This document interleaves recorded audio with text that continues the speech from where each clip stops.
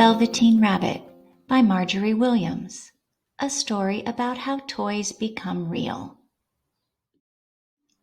Near the house where they lived, there was a wood, and in the long June evenings, the boy liked to go there after tea to play. He took the Velveteen Rabbit with him, and before he wandered off to pick flowers or play among the trees, he always made the rabbit a little nest somewhere in the grass where he would be quite cozy. For the boy was a kind-hearted little boy, and he liked Bunny to be comfortable. One evening, while the rabbit was lying there alone, watching the ants that ran to and fro between his velvet paws in the grass, he saw two strange beings creep out of the tall grass near him.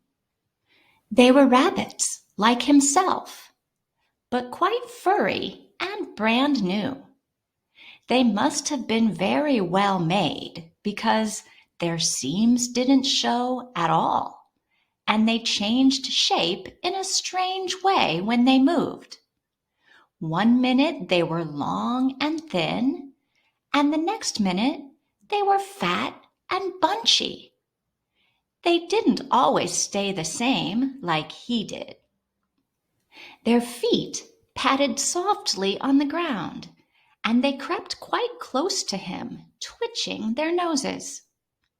The rabbit stared hard to see which side the clockwork stuck out, because he knew that people who jump generally have something to wind them up. But he couldn't see it. They were evidently a new kind of rabbit altogether. They stared at him, and the little rabbit stared back, and all the time their noses twitched. "Why don't you get up and play with us?" one of them asked. "I don't feel like it," said the rabbit, because he didn't want to explain that he had no clockwork. "Oh," said the furry rabbit, "it's as easy as anything." And he gave a big hop sideways and stood on his hind legs. "I don't believe you can," he said. "I can," said the little rabbit. "I can jump higher than anything."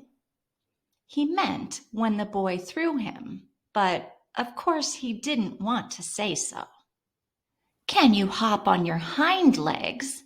asked the furry rabbit. That was a dreadful question, because the Velveteen Rabbit had no hind legs at all.